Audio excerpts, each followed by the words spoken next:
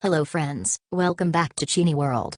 Today I'm going to explain you a fantasy film called Miss Peregrine's Home for Peculiar Children. Spoilers ahead. Watch out and take care. At the beginning of the movie, we see a teenager named Jake Portman working in a grocery store. Jake gets a call from his dad, asking him to be at his grandfather Abe's home. Abe is a patient with dementia and needs to be taken care of at all times. His co-worker offers to give him a ride.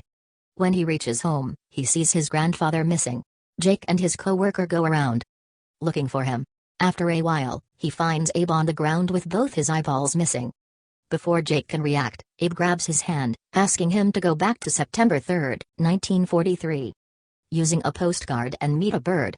Suddenly Abe stops talking and takes his last breath. Jake freezes in shock. Just then, he notices a massive monster in the dark. The monster goes away when his colleague accidentally shoots in his direction. Although Jake believes that Abe's final words were just gibberish, the monster he saw that day has a huge impact on his mental health. It is now a month after Abe's death. Jake has started going to therapy. He tells his therapist about stories Abe used to tell him when he was a child.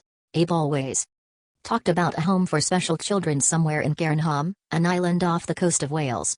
The home was run by a strict but caring lady named Peregrine, who could turn into a bird. There lived children with unique qualities, the ones who didn't fit in the normal society, like Bronwyn and Victor, who had superhuman strength, Hugh, who had bees living inside him, and Emma, who could float. Abe even had pictures of the children he talked about.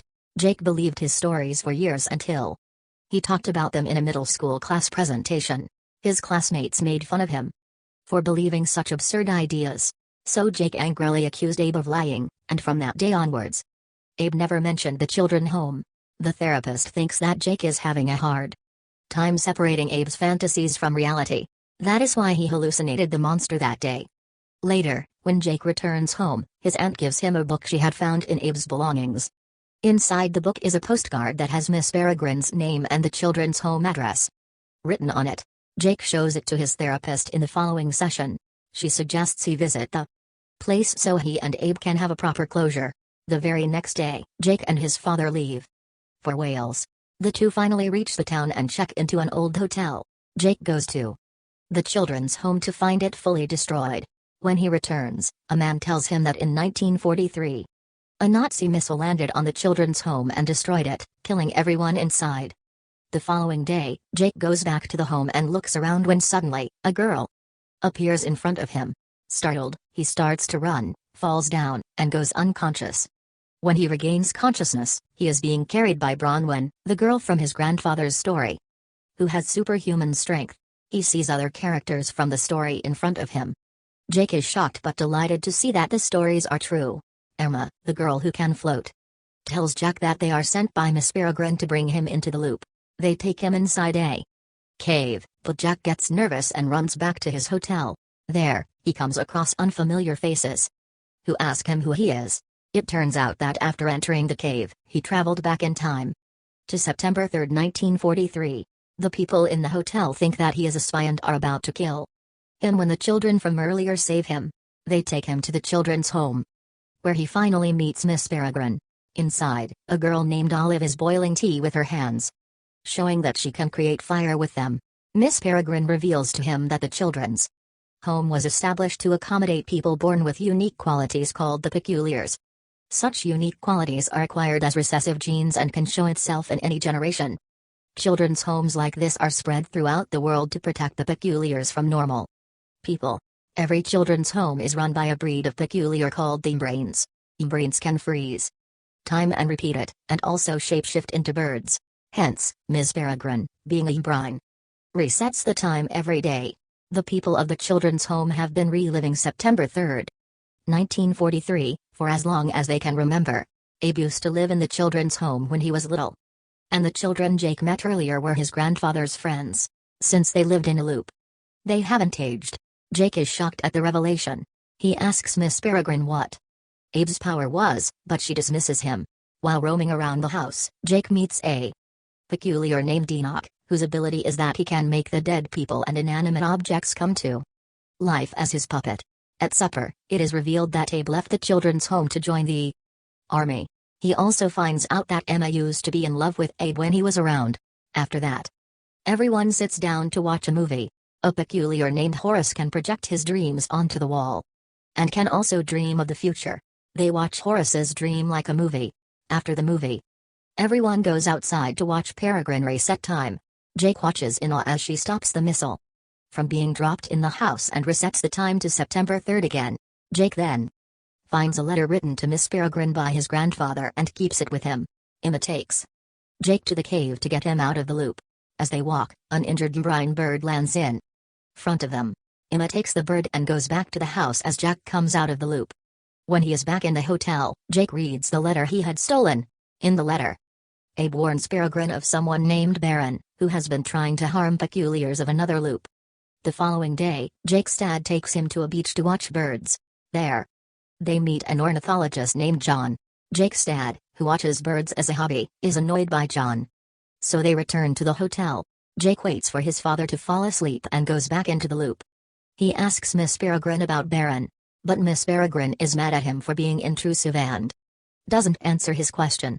Enoch takes him to a peculiar named Victor, but Jake is shocked to see Victor's dead body lying on a bed. Then, Enoch places a heart into his body and makes him his puppet, demonstrating his power. When they later go on a walk, he asks Emma about Baron. To answer his question, Emma takes him under the sea and into the remains of a shrunken ship. She uses her power to manipulate air and makes the chamber water-free. She then hands him a box and claims that it belonged to Abe. Inside is a map of every loop of the world and pictures of some peculiars. One of them is Baron, the leader of a group of bad peculiars called the Hollows. She tells him that Abe left the children's home to hunt them, but couldn't. Hollows look for the peculiar kids and kill them. Only Peregrine knows what their real motive is. Emma then takes Jack to watch Peregrine killing a monster, similar to the one Jake saw when Abe died. Emma says that no one other than Abe and Jake can see the monster. Even Peregrine is using her time manipulation skills to kill it. It turns out that Jack is also a peculiar like his grandfather, and both their skill is that they can see the invisible monsters. When they are back in the children's home, Peregrine tells Jack about Hollows and their origin. Hollows were regular peculiars who were tired of living in loops. They believed that harnessing the essence of Brine's powers would make them immortal, and they could live outside the loop without aging. So, they abducted Brine and conducted an experiment. However, the experiment failed, turning the Hollows into invisible monsters. To go back to their human form, they had to feed on peculiars' eyes. Hollows started abducting peculiar children for their eyes. Baron and some of his friends regained their human forms, but their eyes remained milky white. Some monsters are still looking for children's eyes to feed on. As she completes telling the story, Miss Avocet regains consciousness. She is the Brine that Emma had found in the cave earlier. Miss Avocet tells them that the children's home she was a caretaker of has been completely destroyed by the monsters who killed all her children for their eyes. Baron is planning to conduct the experiment again, this time by using more brains. His next target is Peregrine's children's home. Hearing this, Ms. Peregrine quickly asks the kids to pack their bags. She wants to change the loop so they can be safer. Emma asks Jack to come with them too. The other loop. However, Jake denies it and goes back to the island, exiting the loop. When he reaches the beach, he sees a crowd gathering around a dead body. His dad and the ornithologist John are there too. Jake notices the dead body's eyes have been taken. He realizes that the Hollows are already here and runs towards the cave to warn Miss Peregrine. John offers Jake's dad to bring him back and follows him. He enters the cave behind Jake. It is revealed that John is actually Baron, who has been using his shape-shifting abilities to disguise himself.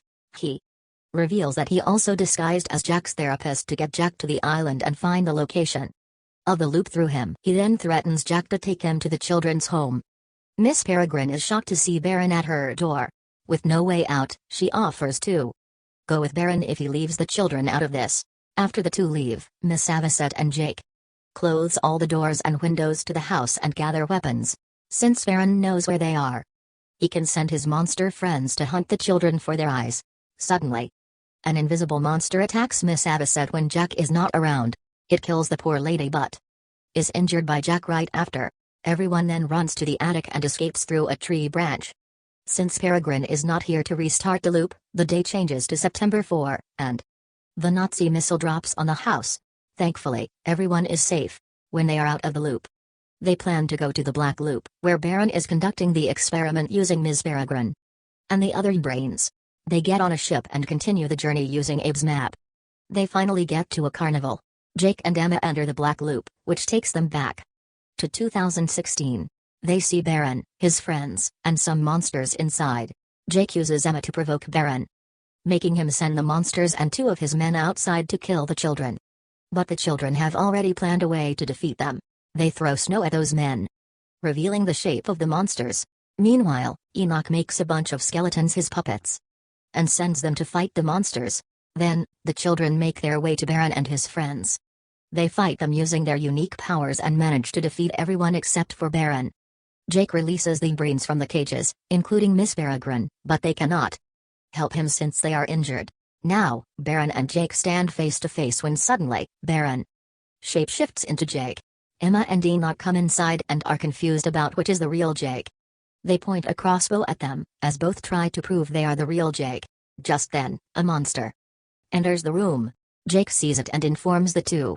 The monster mistakes Barrow for Jake and attacks him, sucking his eyes and killing him. Finally, Jake kills the monster, and everyone is safe. Before the time loop closes, Jake says goodbye to the children as they exit and return to their ship in 1943, while he stays in 2016. Jake travels to his home in Florida to see Abe is still alive. It turns out Baron's death at the beginning of 2016 erased his presence in Florida later on. Jake is delighted and tells Abe everything that has happened. Abe asks Jack to go back to Emma as she is waiting for him. Jake takes his advice and travels the world, going into many loops to look for Emma and the others. He finally finds them on the ship, still traveling. Jake tells Emma that he loves her and the 2 finally kiss. The movie ends as Miss Peregrine flies above the ship, overlooking the kids. Thanks for watching. Please subscribe for more videos.